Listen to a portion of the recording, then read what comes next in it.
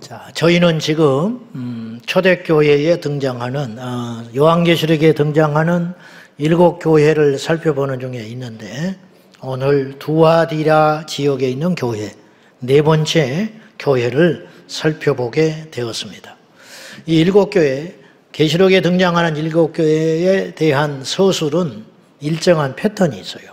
말씀하시는 분을 소개하고, 그 다음에 7교회의 각각의 칭찬과 책망의 요소들을 말씀을 하시고, 구체적으로 무엇을 회개해야 할 것인가 말씀을 하시고, 그리고 이기는 자들에게는 어떤 보상이 따르는지에 대해서 말씀을 하고 있습니다. 자, 오늘 두아디라 교회에 등장하신 성령님은 당신을 어떻게 표현하셨는지 한번 보겠습니다. 18절입니다. 시작. 두아디라 교회의 사자에게 편지하라.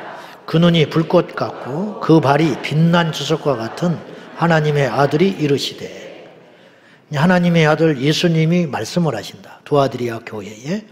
근데 당신을 하나님의 아들로 표현을 하셨어요. 당연하게 하나님의 아들이신데, 특이한 것은 이 7교회들 중에 하나님의 아들로 표현된 곳은 두아디라 교회가 처음이자 마지막이라는 거예요. 똑같은 예수님이신데 두아디라 교회에는 힘주어 나는 하나님의 아들로서 말을 한다, 이렇게 명령하신다는 거예요. 또 왜 그랬느냐? 의도가 있으세요. 의도가. 자, 두아디라에는 제우스 신, 가짜 신이죠. 헬라 문화권에서 만들어진 인간이 만든 신, 제우스 신의 아들 아폴로 신전이 있었어요. 그러니까 두아디라 사람들은 신의 아들을 아폴로로 알고 있었다 이 말이에요. 그래서 의도적으로 하나님께서 참 신의 아들은 예수 그리스도다, 그걸 선포하시는 것입니다. 그래서 두아디라 지역에 있는 교회들이요, 참 하나님의 아들 예수께서 이 시간에 말씀한다, 그렇게 하시는 거예요. 두아디라 교회에도 역시 칭찬과 책망이 동시에 존재하고 있었습니다. 칭찬은 어떤 칭찬인지 보겠습니다. 자, 19절 보시죠. 시작. 내가 내 사업과 사랑과 믿음과 섬김과 인내를 아노니 내 나중 행위가 처음 것보다 많도다. 너의 전도사업, 복음사업, 그리고 사랑, 주님을 향한 사랑, 믿음, 섬김, 인내, 더 나아가서 에베소 교회는 처음 사랑이 식었어요. 두아디라 교회는 처음보다 나중이 점점 많다, 영적으로 더 풍성해지고 성장하고 있다, 그런 표현이 되겠습니다. 이렇게 좋은 점이 있음과 동시에 두아디라 교회에는 치명적인 문제가 있었어요. 그게 20절에 있는데요, 한번 보겠습니다. 시작. 그러나 자칭 선지자라 하는 여자 이세벨을 네가 용납함이니 그가 내 종들을 가르쳐 꾀어 행음하게 하고 우상의 제물을 먹게 하는도다. 아멘. 이렇게 많은 좋은 점이 있음에도 불구하고 책망할 것 하나 때문에 그 이후에 우리 주님께서 회개를 촉구하시고, 다시 말해서 이거 하나 때문에 두아디라 교회 공동체가 전부 무너지게 생겼다는 거죠. 어떤 문제냐? 바로 자칭 선지자라 하는 여자 이세벨을 용납했다. 용납했다는 표현은 단순히 뒀다라는 말이 아니라, 이제 자칭 이세벨 선지자, 여선지자니까 스스로를 이세벨이라고 표현을 했는지, 아니면 두아디라 교회 성도들이 이 여인을 일컬어서 이세벨 선지자라고 일컬었는지는 모르겠지만은, 한 가지 분명한 것은 이 두아디라 교회에서 이 자칭 선지자 이세벨이 잘못된 가르침을 줘가지고 너무 나쁜 열매들이 맺혀지고 있다는 거죠. 이런 일에 대하여 어찌하여 손 놓고 가만히 있느냐, 이거에 대해서 하나님이 굉장히 화가 나셨다는 걸 오늘 성경에서 알 수 있습니다. 이세벨은 여러분이 아시는 대로 북이스라엘 아합 왕의 아내로서 이방 시돈 사람입니다. 이방 여인인데, 시돈 왕이, 엣발이라고 하는 시돈 왕이 자기 딸 이세벨을 북이스라엘에 보내가지고 정략적 결혼을 합니다. 근데 이제 북이스라엘은 하나님을 믿는 백성이어야 하는데 이방 여인을 들임으로 어떤 일이 벌어지냐면 온 이스라엘에 이세벨이 갖고 들어온 바알과 아세라 우상이 판을 치게 되고, 그로 인하여 엘리야의 시대에 그런 비극적인 일들이 전체 북이스라엘 지역에 우상 제단이 세워지는 그러한 엄청난 죄를 짓게 하는 원흉이 이세벨이었다는 거죠. 근데 이제 그 이름을 도용한다고 하는 것 자체가 영적으로 문제가 분명히 있는 여인이라는 거예요. 그리고 또 하나는 자칭 선지자라고 그랬어요. 하나님이 세운 선지자가 아니라는 거예요. 스스로를 높여 선지자라고 일컫는 이 여자에게 미혹이 돼가지고 두아디랴 교회 성도들이 이렇게 어리석게 살아가고 있다, 이 말이에요. 자칭 선지자. 우리가 영적으로 분별을 잘 해야 됩니다. 이 시대에 선지자가 있는가? 성경적으로 따져보면 이 시대는 선지자의 시대가 아니에요. 지금 이 시대는 예수 그리스도의 시대예요. 자, 히브리서 1장 1절에서 2절 보겠습니다. 시작. 여러 부분과 여러 모양으로 우리 조상들에게 말씀하신 하나님이 이 모든 날 마지막에는 우리에게 말씀하셨으니 이 아들을 만유의 상속자로 세우시고 또 그로 말미암아 모든 세계를 지으셨느니라. 옛적이라는 표현은 구약 시대를 말하는 거예요. 히브리서를 기점으로. 옛날에는 선지자를 통하여 하나님께서 계시하시고 말씀을 주신 것은 맞다. 그러나 지금은 그런 시대가 아니다. 지금 이후로 마지막에는, 그러니까 예수님이 오심으로부터 마지막이 시작된 거예요. 지금 이 시대를 마지막 시대라고 하지 않습니까? 이 마지막 때에는 어떤 일이 벌어지느냐? 아들을 통하여 우리에게 말씀하신다. 예수님을 통하여 말씀을 하시는데, 예수님이 우리에게 말씀하시는 방법은 뭐냐? 기록된 말씀으로 우리에게 말씀하고 계시다는 거죠. 예수님이 곧 말씀이에요. 말씀으로 존재하셨던 예수님께서 이 땅에 육체를 입고 오신 사건이 성자 예수 그리스도라는 거예요. 그러므로 이 시대에 선지자는 없는 것입니다. 하나님은 어지럽게 일하시는 분이 아니에요. 예수님을 통하여 우리에게 말씀을 주셨기 때문에 이 말씀을 통하여 우리에게 지금 말씀하고 계시지, 사람 선지자를 통하여 말씀하는 시대는 아니라는 거예요. 그러므로 어떤 사람이 스스로 도취돼가지고 스스로를 높여가지고 선지자 행세를 할 때 우리는 그건 거짓된 가르침인 것을 알고 돌이켜야 하는 것입니다. 이 시대에 선지자는 없고요. 이 시대에는 이 말씀을 가르치고 대언하는 목사와 교사만 있는 것입니다. 지금 우리가 영적 분별을 잘해야 되는데, 자칭 선지자라고 칭하거나 혹은 다른 사람들이 어떤 사람을 특별히 구분하고 높여가지고 선지자라고 이렇게 말을 할 때 우리는 돌아서야 돼요. 그건 성경적이지 않기 때문이에요. 이단의 교주들이 스스로를 높여서 특별히 자기만 무슨 비밀을 아는 것처럼 마지막 때에 자기의 말만 진리인 것처럼 사람들이 미혹하는 경우가 있는데, 이건 사탄이 하는 패턴인 것입니다. 그래서 그들을 스스로 지칭하여 말하기를, 이단의 교주들이 하나같이 이런 표현을 써요. 재림 때 약속의 목자니, 혹은 안상홍 하나님의 교회, 그는 참목자로 오신 영적 다윗이라는 표현을 써요. 참목자로 오신 영적 다윗. 무슨 말인지를 못 알아듣겠어, 나는.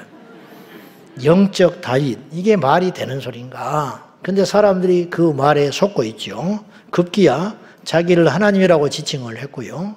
자기 아내, 두 번째 아내인 장길자는 하나님 어머니라고 지칭을 하기 시작했어요.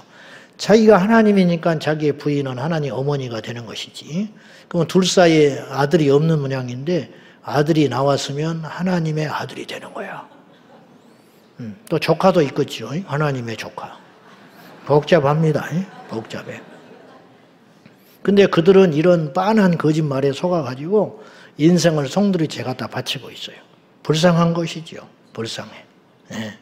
그리고 더 나가서 스스로를 하나님이라 하고 마지막 때 참 목자니. 그러니까 이 말 잘 들어보세요. 마지막 때 참 목자라는 말은 굉장히 듣는 사람들을 하여금 위기감을 조성을 해줘요. 마지막 때. 그리고 다른 건 다 가짜다, 그런 뜻이에요. 마지막 때 참 목자. 그러니까 여기만 구원이 있다. 이 사람 말만 맞다. 그런 뉘앙스를 강렬하게 풍기고 있잖아요. 유튜브를 여러분이 보시든지 어디 기도원에 간다든지 어느 집회를 간다든지 우리 교회를 오셔서 설교를 들을 때에도 만약에 그런 뉘앙스가 풍기고 그런 냄새가 나거든 뒤도 돌아보지 않고 도망가야 돼요. 왜냐하면 그건 이미 사탄의 영이기 때문에 그렇습니다. 말씀이 가장 정확한 것이고요. 예수님만을 높여야 할 줄로 믿습니다. 그래서 교주들이 스스로 보혜사 성령이니 뭐 이런 표현들을 쓰는데 이건 아주 악한 것이고 멸망을 자초하는 것입니다. 두아디리아 교회는 순진해서 자칭 이세벨 이 여인을 용납함으로 인하여 어떤 폐해가 일어나고 있었느냐. 아까 우리가 봤다시피 자, 두 가지 문제가 생겼는데 20절에 이 이세벨을 따르는 자들이 어떤 열매가 맺혀졌냐. 여러분, 참 선지자와 거짓 선지자, 진짜 말씀과 가짜 말씀은 무엇으로 분별을 해야 되냐면 열정과 열심을 봐서는 안 돼요. 무엇을 봐야 되느냐? 행위를 봐야 돼요. 열매. 여러분 알다시피 이단의 교주들은 하나같이 사생활에 문제가 있었습니다. 문선명, 박태선, 이만희, 장길자, 안상홍 말할 것 없이 뭐 정명석까지 모두 다 사생활에 문제가 있었어요. 이것이 열매예요. 여러분 강론을 잘한다고 그 말에 속으면 안 돼요. 열매는 못 속이는 거예요. 말은 어둔할 수 있지만 열매가 정하고 깨끗하고 거룩하면 이건 진짜인 거예요. 바울이 말에 둔했거든요. 설교를 확실하게 그렇게 사람들을 휘어잡고 하지 않았어요. 왜냐? 타고난 말씀씨가 부족하기 때문에. 그러나 바울은 하나님이 쓰는 종인 거예요. 이단의 교주들이 하나같이 이 현란한 말씀씨로 사람을 미혹하지만 그들의 삶의 열매를 보면 형편없잖아요. 간음을 하고 재산을 축적하고 자신들한테 자신들의 왕국을 만들어 놓고 다 하나같이 죽었잖아요. 이 열매 아닙니까? 이건 너무 뻔한 것이라는 거예요. 마태복음 7장에 거짓 선지자를 조심하라고. 거짓 선지자 열매가 있으니 겉은 양의 옷을 입으나 속은 일이라 그렇게 말을 했어요. 이거라는 거예요. 못 속여요. 양의 옷은 언젠가 드러날 거 아니에요. 언젠가 이빨이 드러날 거 아닙니까? 그러므로 의외로 쉽습니다. 참된 선지자와 거짓 선지자, 참된 하나님의 말씀을 가르치는 자와 거짓된 말씀을 전하는 자를 구분하는 것은 의외로 간단하고 쉽다라는 거예요. 이런 분별이 저와 여러분에게 있기를 예수님의 이름으로 축원합니다. 성도 입장에서도 마찬가지죠. 양과 염소를 어떻게 구분하느냐? 바로 양의 옷을 입으나 속에는 염소가 있을 수 있죠. 이건 못 속이는 거예요. 여러분들이 예수 믿고 교회를 다니고 거듭났다고 한다면 어떤 열매를 맺고 있냐 이 말이에요. 사랑의 열매가 있냐 이 말이에요. 기쁨의 열매가 있냐 이 말이에요. 성령의 열매, 온유의 열매가 있냐 이 말이에요. 그런 열매가 맺혀져야 그런 열매를 맺으려고 해서 맺은 게 아니라 말씀 따라 순종하고 예배하게 되고 회개하게 되고 주님을 따라 걷다 보면 어느 날 때가 되면 그런 열매들이 맺어지게 되게 되는 것이에요. 이제 이세벨의 가르침을 따라서 두아디리아 교회의 종들이 간음을 하기 시작했다. 간음. 왜 그러냐? 죄의식이 없이. 자, 지난주에 우리가 두 가지의 잘못된 교훈에 대해서 배웠어요. 발람과 이세벨의, 발람과 니골라당의 교회. 발람, 니골라당, 이세벨. 이 세 가지 교훈의 공통점이 있어요. 뭐예요? 성도들로 하여금 더럽게 만든다는 거예요. 성도들로 하여금 타락하게 만든다는 거예요. 사탄이 하는 짓이에요. 귀신을 명하여 예수님 말씀하시기를 더러운 귀신이라고 그랬어요. 사탄의 영에 사로잡히는 것은 더러운 열매가 맺혀져요. 이 더러운 열매들. 이게 똑같다는 거죠. 그래서 종들을 행음하게 만들고 간음하게 만들고 우상의 재물을 먹게 한다는 표현은 우상을 숭배하게 만들었다. 그런 뜻 아니겠습니까? 오늘 이 시대에 적용을 해보면 두아디리아 교회에 침투하여 공격하는 사탄의 전략은 성도들로 하여금 영과 육의 간음을 통하여 하나님의 진노로 사서 두아디리아 교회를 송두리째 흔들어 버리는 것. 이게 사탄의 전략이라는 거예요. 이 시대에 오늘날 현대 교회에도 비슷한 면이 있을 수 있어요. 지금 두아디리아 교회가요, 형편없는 교회가 아니에요. 믿음이 있었잖아요. 인내가 있었잖아요. 사랑이 있었잖아요. 영적으로 성장하고 있었잖아요. 근데 이런 어이없는 일이 한쪽에서는 벌어지고 있다는 거예요. 이 시대의 교회가 저는 다 가슴 아프게도 우리 교회가 이 시대의 교회가 그런 모습을 담고 있지는 않는가. 하나님 앞에 교회 와서 열심히 신앙생활하고 열심히 어떤 일에 참여하지만 세상에 나가면 영과 육의 죄를 지고 살아가는 그런 모습들이 우리들 아닌가. 그러면 그런 모습에 대하여 그럴 수 있다. 아니라는 거지요. 절대 아니라는 거예요. 여러분 귀에다가 따갑게 말을 했지만 교회 다니는 집사, 교회 다니는 장로님 이런 분들이 밖에 나가서 술을 먹고 다니면 되겠냐 이 말이에요.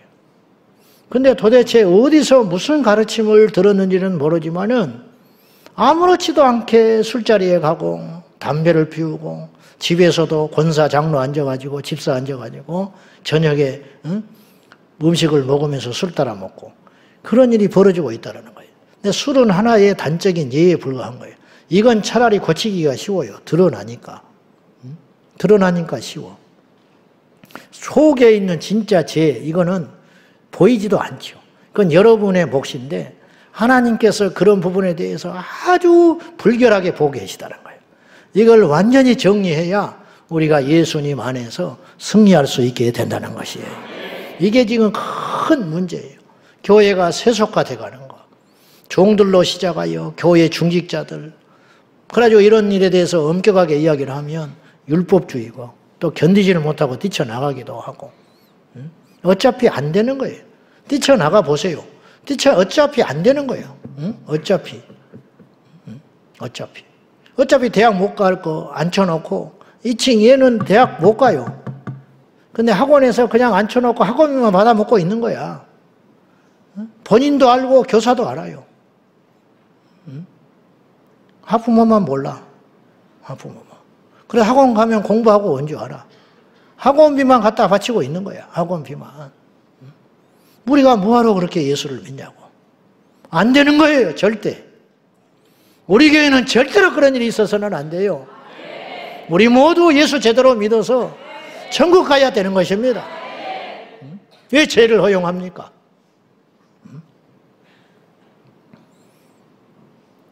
영과 육의 간음. 영과 육의 간음. 이 시간 이후로 우리는 육체를 정결하게 다듬어서 절대로 육적인 간음을 눈으로도 귀로도 생각으로도 몸짓으로도 행하면 안 된다는 거예요.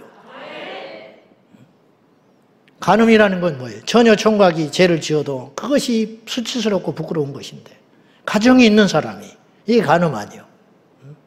앞에서 찬양 인도를 하고 청년들 말이죠.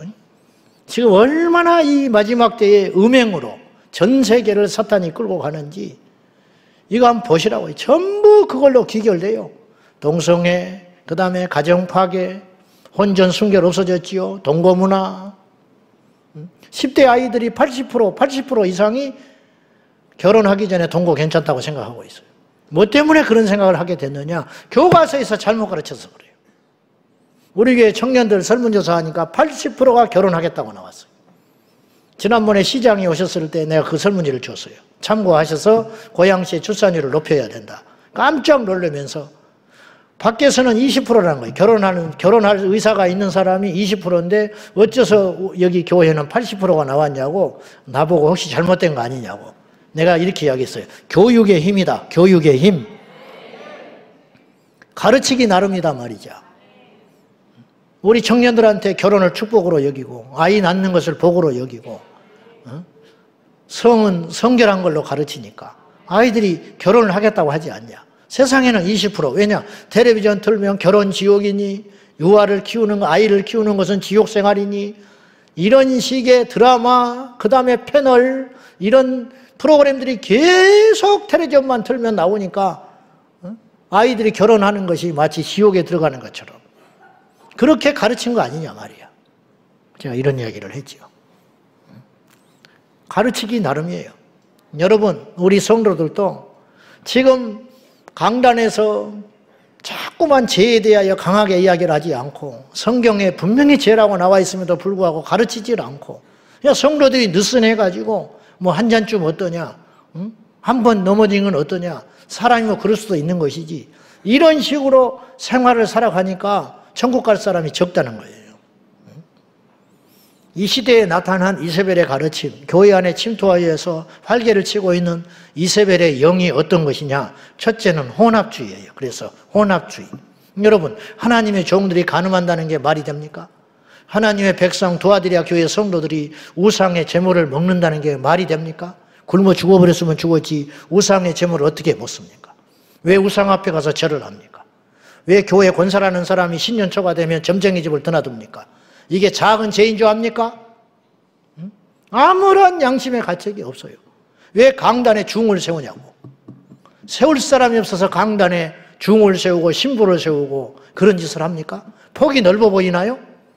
누구는 못 세워서 안 세웁니까? 누구는 못 세울 줄 알아 세울 줄을 몰라서 안 세우냐고. 강단을 그런 식으로 더럽히지 말라는 거예요. 강단을. 왜 강단에서 세속적인 노래를 불러대냐 이 말이에요. 시대가 변해가요? 시대가 변하면 말씀도 변해야 됩니까? 구원의 기준이 변한 적이 있습니까? 예수 믿고 천국 간다는 교리가 변한 적이 있습니까? 하나님이 한 분이시지 예수 그리스도는 어제나 오늘이나 영원토록 동일하시다 그랬지. 예수님이 변했나요? 12제자가 믿는 예수님과 우리가 믿는 예수님은 달라져야 되는 것입니까? 성경 속의 예수님과 지금 이 시대에 나타난 예수님은 다른 것입니까? 왜 그렇게 자꾸 섞어가냐 이 말이에요. 더럽게 혼합주의, 더 악질이고 더 더러운 거예요. 우리는 하나님만 섬겨야 됩니다. 하나님도 섬기고 세상도 섬기는 건 아닌 거예요. 그거는 더 악하고 더러운 거예요. 확실하게 우리가 선을 그어야 됩니다. 여호수아가 이스라엘 백성들에게 선언했습니다. 광야의 신이 참신이냐? 이 가나안 땅에 들어와서 너희들이 알게 된 신이 참신이냐? 믿어라 말이야. 믿어라.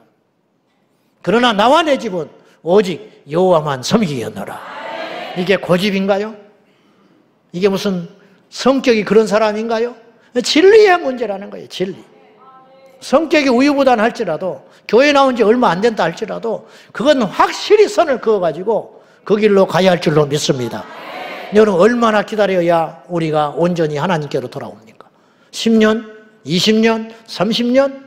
성경은 시간의 문제가 아니라는 거예요. 나중된 자가 먼저 되고 먼저 된 자가 나중된다고 성경은 이야기하고 있어요. 이건 시간의 문제가 아니라는 거예요. 주님을 만났느냐의 문제라는 거예요. 혼합주의는 안 되는 것입니다. 불교에도 구원이 있습니까? 진화도 맞고 창조도 맞는 것입니까? 그래서 타협에서 만들어 나온 게 괴물이 나왔잖아요. 유사진화론. 그건 더 더러운 거예요. 유신진화론. 그건 더 더러운 거라고. 유신진화론은 진화론보다 더 더러운 것이에요. 더. 여러분 한번 생각해 봐요. 이스라엘 백성들이 광야에서 이스라엘 백성들이 구약에서 계속 두드려 맞죠. 뭘 잘못했을 때. 우상 숭배했을 때 계속 두드려 맞아요. 결국은 우상 숭배예요. 영적 간음이거든요. 이스라엘 백성들이 하나님을 안 믿은 적이 없었다니까요. 아브라함 이후 때. 그럼 문제는 뭐냐? 하나님만 믿었을 때가 있었고 하나님도 믿고 바알과 아세랑 우상의 신도 믿을 때가 있었다 이 말이에요. 여지없이 하나님이 처벌했어요. 그러면 여러분 이방인들은 거룩한 겁니까? 이방인들은 더 들었어요. 이방인들은 우상 숭배 더 했다고 이스라엘 백성들보다 더 할 거 아니에요. 원조니까. 그들은 말할 것도 없지요. 그런데 하나님은 그들의 죄에 대해서는 간섭을 하질 않아요. 왜 그런지 아세요? 그들은 버린 자들이기 때문에 그래요. 그러나 내 백성 이스라엘이 더럽게 되고 영적으로 나와 저 거짓신을 섬기는 걸 동시에 섬기는 건 보지 못하겠다는 거예요. 내가 다시는 못 본다는 거예요. 그래서 이스라엘을 때리는 거예요. 이거 하나님이 보지 않아요. 혼합주의. 지금 이 시대도 마찬가지. 여러분 분명히 하세요. 하나님만 믿으려면 믿고 세상만 믿으려면 믿으세요. 하나님도 믿고 세상도 믿는 건 넌센스예요. 그건 있을 수 없는 일이라는 거예요. 그건 하나님을 안 믿는다는 뜻이지 하나님을 믿는다는 뜻이 아닙니다. 내가 두 주인을 섬긴다는 것은 나에게 주인이 없다는 뜻입니다. 두 명의 주인은 존재할 수 없는 것입니다. 오직 우리에게는 한 분의 주인만 존재합니다. 그 주인이 예수 그리스도이십니다. 그래서 타협주의가 나오는 거예요. 적당히 이 정도는 괜찮다. 한 번은 괜찮다. 한 잔은 괜찮다. 누가 그럽니까? 누가 그래? 성경에 분명히 죄라고 써 있는데 그건 괜찮대. 읽으면서 괜찮대. 누가 동성애가 괜찮다고 합니까? 누가 간음이 괜찮다고 합니까? 간음하는 자, 거짓말하는 자, 우상 숭배하는 자, 탐심 부리는 자 전부 지옥 간다고 성경에 써 있어요. 목사님 너무 빡빡하게 그러지 맙시다. 제가 그런가요? 성경이 그러지? 제가요, 말도 안 되는 소리지만 성경에 동성애자를 용납해라 그러면 나는 용납합니다. 100% 용납해요. 성경에 그렇게 써 있다면. 응? 아니잖아요. 그러면 이제 뭐라고 비판하냐면 문자주의라고 또 욕을 해. 문자에 매여서 산다고. 그건 타협이에요. 그렇게 비겁하게 말을 하면 안 돼요. 사드락 메삭 아벳느고는 타협하지 않았어요. 한 번만 절하면 돼요. 한 번만 절하면 그들의 장래가 창창해질 수 있어요. 왕과 대면하여 만나는 사람인데 장래가 보정된다고 하는데 금신상에 절하지 아니하고 불 속에 뛰어 들어갔던 사드락 메삭 아벳느고. 우리는 금신상에 절하지 않습니다. 절하지 않아도 하나님께서 우리를 지켜주시겠지만 설령 그리 아니하실지라도 우리는 절할 수 없습니다. 그렇게 선포하고 들어갔어요. 그들이 그로 인하여 죽지 않았고 그게 중요한 게 아니에요. 믿음을 지켰지만 죽은 사람들이 더 많습니다. 99%가 더 많습니다. 주기철 목사님은 하나님 지켜줬나요? 옥에서 믿음을 지키겠노라고 순교할 때 주사기로 독살당할 때 주님은 왜 가만히 계셨을까요? 도대체 그런 차원이 아니라는 거예요. 그것이 하나님이 버린 게 아니라는 거예요. 중요한 건 이것이에요. 우리가 믿음을 지키느냐 마느냐라는 거예요. 우리가 이렇게 마음을 먹어도 세상에 가면 때로 넘어지고 부질없이 타협하게 되는 것이 인간입니다. 돈 앞에 무너지고 자존심 앞에 무너지고 내 성품 때문에 무너지고 세상에 화려하고 탐욕스러운 것 때문에 무너지는 것이 우리들입니다. 저는 이 시대에 목사들보다 성도들이 더 믿음이 좋아야 된다는 궤변을 늘어놓는 사람입니다. 왜냐? 여러분은 세상과 맞서 싸우는 최전방에 서 있기 때문에 그렇습니다. 저는요, 온실 속의 화초 같아서 하루 종일 믿는 사람만 만날 수밖에 없어요. 목사님, 장로님, 집사님, 성도님, 안 믿는 사람을 안 만나려고 마음먹으면요, 하루 종일 한 사람도 안 만날 수 있어요. 그러나 여러분은 그럴 수 있는 구조가 아니잖아요. 여러분은 최전방에 서 있어요. 저는 후방에서 천막에서 작전 지휘하고 있는 사람이에요. 그러나 여러분은 전쟁터에서 총을 들고 적과 마주도 해야 싸우는 사람들 아닙니까? 그러니까 여러분이 더 강해져야 된다 이 말이에요. 여러분들이 치열하게 싸워야 한다는 거예요. 금요철야를 앞두고 평소에 만나지를 못하니까 상담을 잠깐 하는 사람, 기도하는 사람이 계속 계시는데 그런 분들하고 이야기를 하다 보면은 내가 얼마나 사치스러운 소리를 하고 있는가 그런 걸 느낄 때가 많아요. 이렇게 고통을 당하고 이런 어려움과 시련 속에 있는데 내가 뜬구름 잡는 설교를 하고 있구나. 그럴 때가 많습니다. 그러나 저는 원칙을 말할 수밖에 없어요. 여러분 직장 생활하면서 술을 안 먹을 수 있냐고 반문할지 몰라요. 그러나 나는 술을 먹으라는 소리를 못해요. 먹지 않아야 됩니다. 먹지 않아야 돼요. 주일 성수하는 게 직장 생활하면서 만만치 않다는 걸 제가 압니다. 그러나 저는 주일을 생명 걸고 지키라고 말을 해야 하는 사람인 거예요. 어쩔 수 없습니다. 어쩔 수 없어요. 지나친 관용주의, 그러니까 타협주의, 세속주의, 혼합주의, 관용주의, 그냥 죄를 계속 용납하는 거예요. 지금 도아디리아 교회에 분명히 간음한 사람이 있잖아요. 있는 거 아니에요. 이세벨의 가르침을 따라서. 우상 숭배하는 사람이 있는 거 아니에요. 근데 와서 주일날 예배를 드려요. 그런데 기도를 해요. 그런데 봉사를 해요. 그런데 사역을 하고 있다는 거예요. 주님이 진노하시는 것은 뭐냐면 왜 그냥 두냐는 거야, 이걸. 왜 이세벨의 이 가르침 속에서 빠져드는 자들에 대하여 왜 용납을 하고 있냐, 이 말이에요. 그들도 문제지만 용납하고 있는 도아디리아 교회에 대하여 그냥 두지 않겠다는 거예요, 지금. 진정한 사랑은 뭡니까? 봐주는 게 아니에요. 진정한 사랑은 회개할 수 있도록 기회를 주는 것이고 분명히 돌이키게 만드는 거. 이것이 사랑이라는 거예요. 예수님의 사랑. 예수님이 베드로가 마귀에게 미혹돼가지고 뻘짓하고 있을 때 사탄아 물러가라 그랬더니 십자가 가지 못하신다고 막아낼 때 주님은 직선적으로 이야기해버렸어요. 사마리아 수가성 여인이 5명 남자를 바꾸고 6번째 남자와 살고 있는데 위로해주지 않았잖아요. 네 남편 가서 데려와라. 없습니다. 없다는 말이 맞다. 네가 5번째 남자와 헤어지고 지금 6번째와 살고 있으니 없다는 말도 맞는 말이다. 얼마나 상처가 커요. 응? 얼마나 부끄러운 일이에요. 우리는 몰라서라도 그런 말을 못하지만 예수님은 아시면 덮어줘야 되는 거 아니에요? 그리고 이 기구한 운명을 갖고 사는 이 여인을 위로해줘야 되는 거 아니에요? 주님은 그러지 않았어요. 네 남편 데려와. 의도적으로 그러는 거예요. 이 말은 뭐예요? 너 이렇게 살면 안 돼. 지금까지 네가 이렇게 살았으나 이 시간 이후에는 그렇게 살면 안 돼. 네 남편 데려와. 얼마나 뜨겁고 무섭고 부끄러운 일이에요. 완전히 죄를 드러내셔가지고 철저히 주님께서 회개시키시고 새로운 인생을 부여해 주시잖아요. 이것이 복음의 능력인 것입니다. 주님이 오늘 촉구해요. 회개해라. 회개할 기회를 줬는데 회개할 기회를 상실했다. 두아디리아 교회 이세벨의 가르침을 쫓는 자들이 회개할 기회를 분명히 받았어요. 주님이 그냥 때리는 법은 없습니다. 우리가 몰라서 그렇지 분명히 기회를 주신다고. 주님께서 회개할 기회를 줬다고 하는데 이 기회라고 하는 것이 우리에게는 어떻게 다가오냐면 고난으로 와요. 채찍으로 오니까. 왜냐? 그냥 놔두면 못 깨닫는 거지. 간음하는 자들, 우상 숭배하는 자들 하나님께서 이미 경고하시고 회개할 기회를 줬다는 거예요. 근데 무지한 이들이 고집을 피우면서 깨닫지를 못하고 계속 그 길로 가고 있다는 거예요. 그래서 계속 이렇게 질주하면 내가 너희를 심판할 때인데 3가지를 심판한다는 거예요. 그게 22절부터 나와 있는 거예요. 첫째, 침상에 던진다고 그랬죠. 침상에 던진다는 표현은 병으로 쳐버린다는 뜻이에요.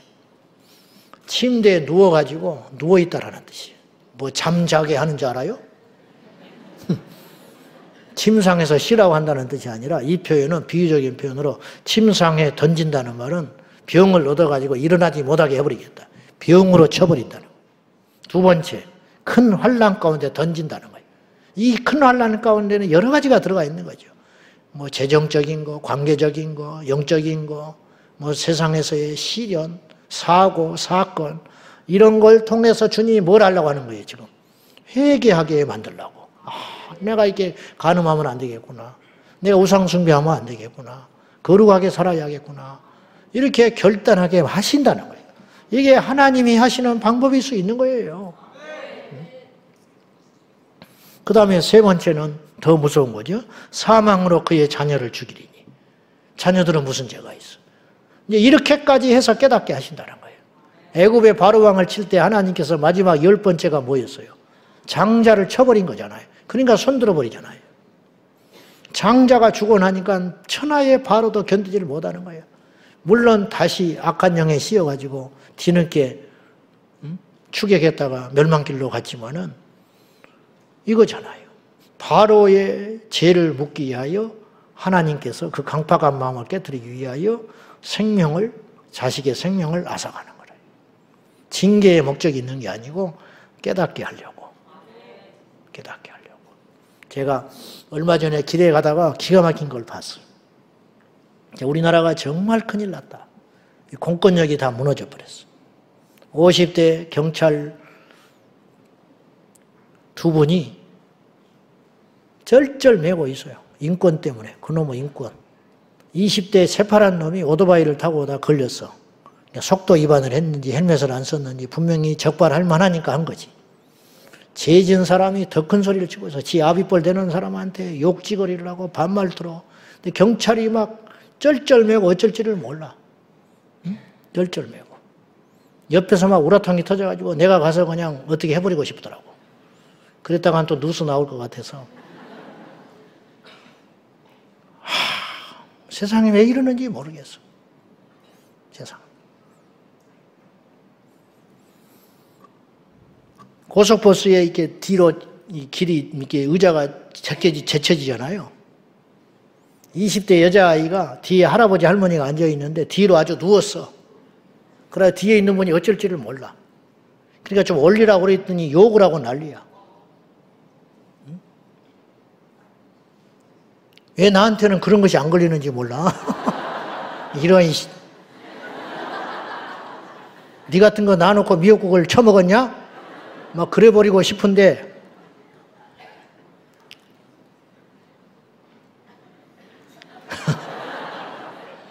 그래가지고 이제 딱지를 끊었어요. 그 현장에서 요새는 해주거든. 즉시로. 쪼르륵 나오니까. 그걸 주니까 휙 던져버리고 하더라고. 요구하면서. 어떻게 남의 일인데 남의 일 같지 않고. 문제는 이거예요. 그는 평생 변하겠냐 이 말이에요. 응? 아, 내가 이렇게 하니까 딱지를 띄는구나.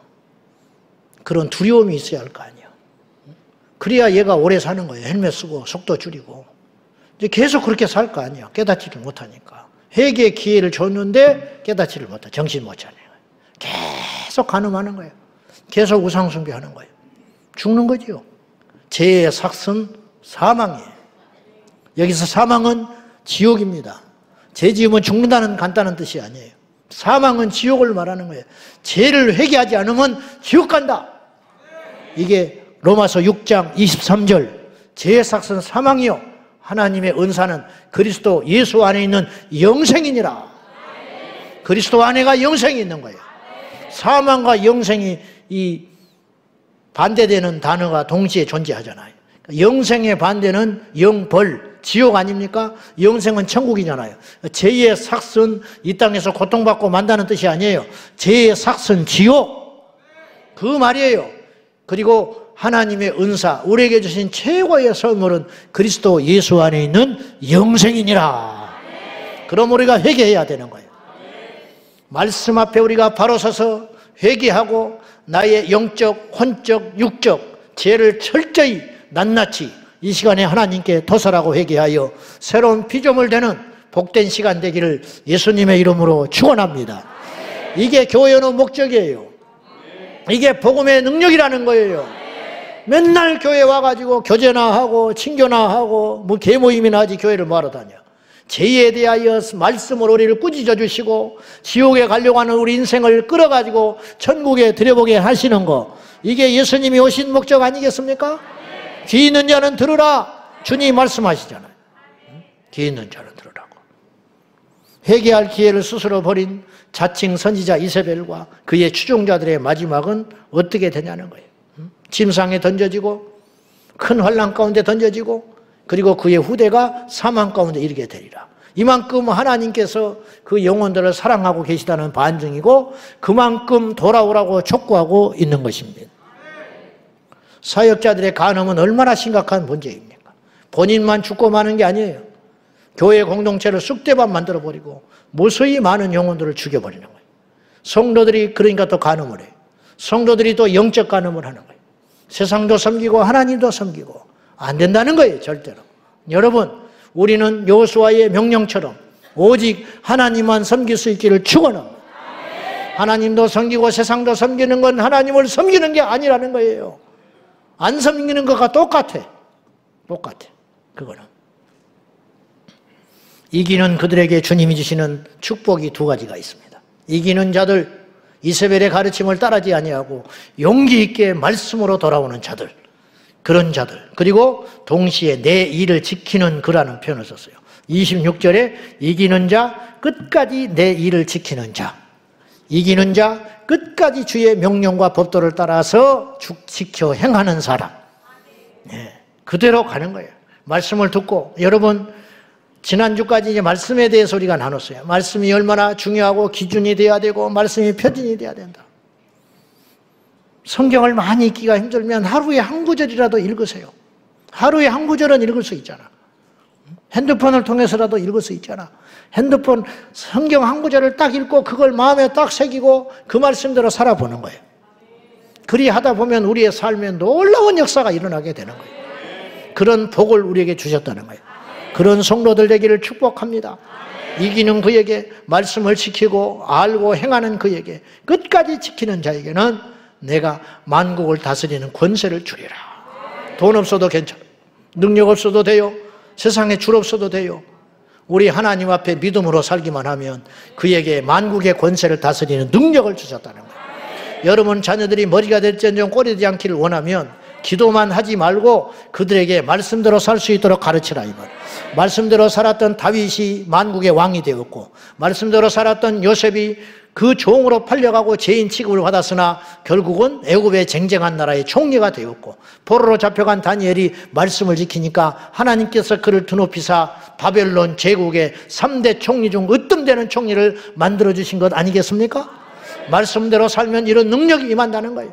거기 잡고 한평생 어부생활하면서 영향력 없이 그 지역에서 끝나버릴 베드로를 하나님께서 말씀에 순종하고 성령 받으니까 그의 입술을 통해서 예수님을 부정하던 그 악하고 더러운 입술을 변화시켜 주시사 하루에 3,000명, 5,000명 변화시키는 복음의 입술로 사용해 주신 것 아닙니까? 사도 바울은 교회를 잔해하고 복음을 방해했던 자인데 주님 만나서 돌이키니까 하나님께서 그를 사도로 사용해 주신 것 아니겠어요? 오늘 우리가 회개하고 거룩하게 살리라. 할렐루야. 회개하여 거룩하게 살리라. 여러분이 결단하면 새로운 인생이 시작되는 줄로 믿습니다. 오늘 그런 시간이 될 수 있기를 주님의 이름으로 축원합니다. 그런 자에게 만국의 철장 권세를 주셔서 만국을 다스릴 수 있는 이 철장, 철새 막대기로 전 세계를 호령할 수 있는 능력을 주시고, 그리고 이기는 그에게는 새벽별을 주리라. 이 새벽별이 뭐냐? 예수님을 상징해요. 요한계시록 22장 16절 시작. 나 예수는 교회들을 위하여 내 사자를 보내어 이것들을 너희에게 증언하게 하였노라. 나는 다윗의 뿌리요 자손이니 곧 광명한 새벽별이라 하시더라. 예수님을 자신을 표현하는 말이 많은데 예수님이 스스로를 지칭하셔서 나는 새벽별이다. 새벽별을 주신다는 건 뭐냐? 주님이 우리 안에 오신다는 거예요. 이기는 그에게 주님이 동행해 주시리라. 이기는 그에게 예수님이 함께해 주시리라. 이기는 그에게 우리 예수님이 영원토록 떠나지 아니하고 함께하는 줄로 믿습니다. 사랑하는 성도 여러분, 진리의 문제는 신앙의 칼라의 문제가 아닙니다. 우리 교회 제자광성교회는 동성애를 반대하는 교회구나, 그렇게 생각하지 말라는 거예요. 그거는 진리 중에 한 일부일 뿐이라는 거예요. 모든 교회가 그래야 되는 것이에요. 제자광성교회 오니까 목사님이 성경을 문자적으로 자꾸 해석하고 나는 그것이 참 보수적이어서 마음에 들어. 그런 생각도 해서는 안 돼요. 그것도 잘못된 거예요. 신앙은 유행의 문제가 아니라는 거예요. 신앙은 어떤 패턴의 문제가 아니라는 거예요. 신앙은 죽고 사는 진리와 거짓과 생명과 사망, 참과 거짓의 문제로 접근을 해야 되는 것이지, 어떤 색깔이나 패턴이나 유행으로 그렇게 접근하는 사람이 미쳐버릴 것 같아요. 내가 답답해서. 아주 그냥 그렇게 접근하지 말고 분명한 경계를 정해놓고 오직 예수 신앙으로 무장하여 우리 온 성도가 승리할 수 있기를 주님의 이름으로 축원합니다. 기도하겠습니다. 하나님 아버지, 오늘 우리 가운데 가만히 침투한 이세벨의 미혹들, 세상의 우상과 하나님을 겸하여 섬기도록 함정에 빠뜨려 우리 영혼을 망가뜨리고 하나님의 진노를 사게 하는 거짓된 미혹에서 속히 빠져나와 뼈를 깎는 회개를 통하여 오직 예수, 오직 진리, 오직 말씀으로 돌아가게 하여 주옵소서. 예수님의 이름으로 기도하옵나이다. 아멘.